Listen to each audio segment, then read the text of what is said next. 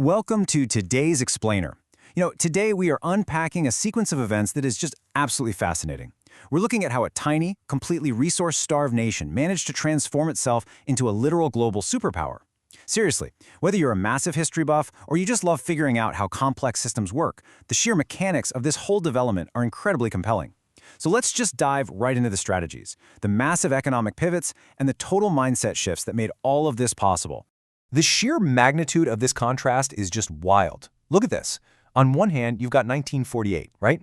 A newly formed state with virtually zero natural resources, especially compared to its Middle Eastern neighbors, and dealing with severe water scarcity. The source actually notes that back then, anyone looking at Israel would just assume they'd struggle to barely survive as this impoverished little nation. Fast forward to today, it is recognized as the 8th most powerful nation on Earth. It's a massive global exporter of technology, known everywhere as the startup nation. Major global powers literally rely on their tech. To really wrap our heads around those initial existential threats, just think about this number for a second.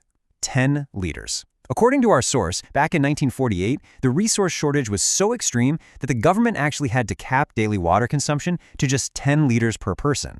Think about that.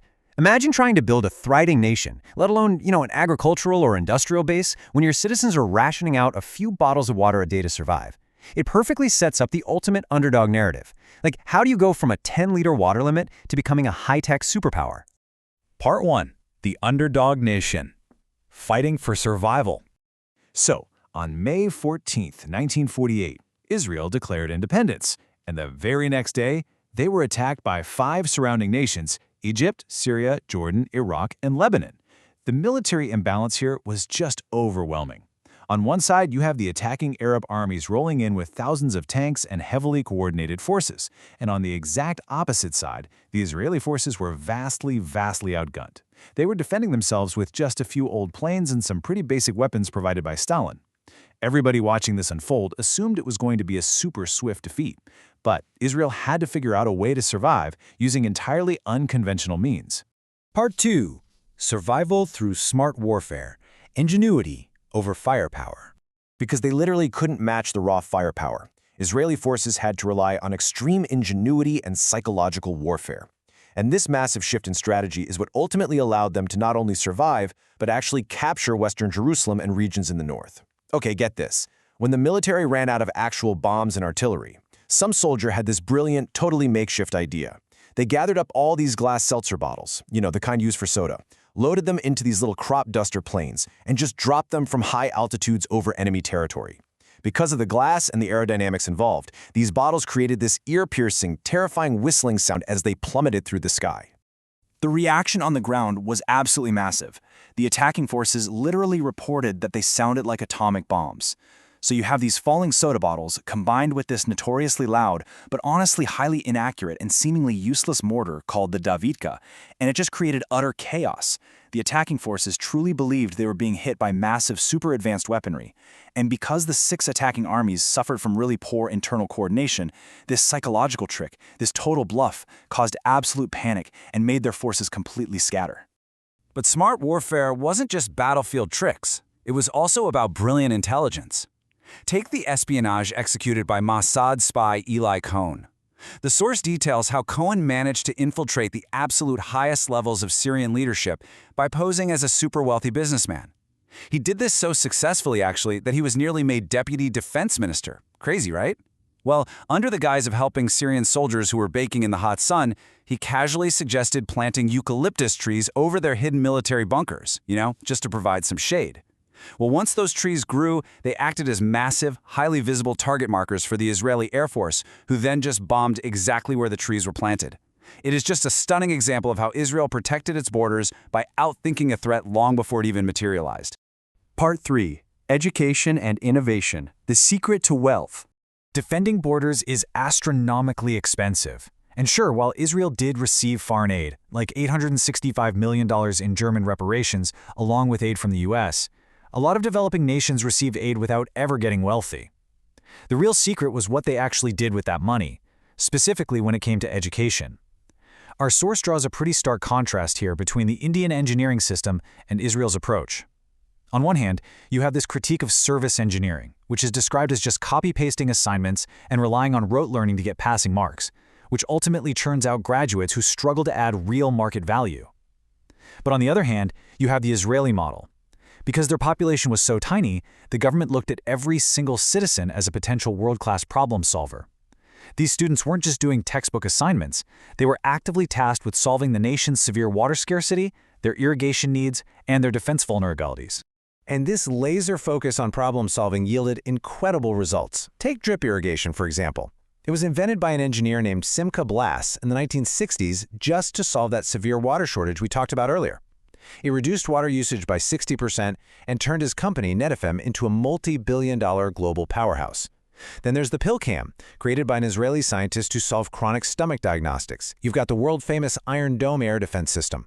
Oh, and Mobileye, the AI brain behind self-driving cars, which Intel famously bought for a staggering $15.3 billion. They didn't just survive their national challenges, they quite literally invented their way out of them. Part 4. The Yozma Masterstroke. Funding the nation. So this brings us to a massive economic catalyst in the 1990s, and it all starts with this number, 1 million. When the Soviet Union collapsed in 1990, roughly 1 million Soviet Jews migrated to Israel. Now, this wasn't just your standard population boom. The USSR was globally renowned for its STEM education. This meant that almost overnight, Israel's small population jumped by 20%, bringing this massive influx of world-class scientists, mathematicians, and top-tier engineers. Just like that, they suddenly had one of the most highly educated and skilled workforces on the entire planet. But there was a catch. Despite all this incredible talent sitting right there, foreign investors were terrified of Israel's hostile borders. The brains were definitely there, but the capital, not so much. So to fix this, the government created this brilliant $100 million initiative called the Yozma Fund back in 1993.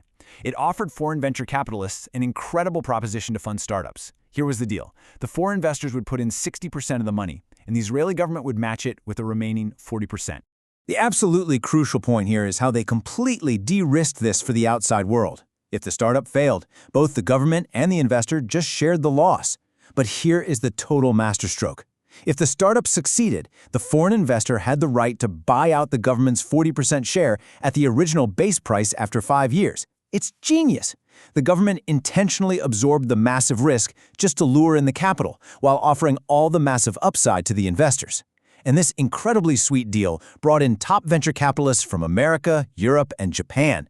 It led to the successful funding of over 160 startups, including companies like Biosense, which Johnson & Johnson later scooped up for $400 million.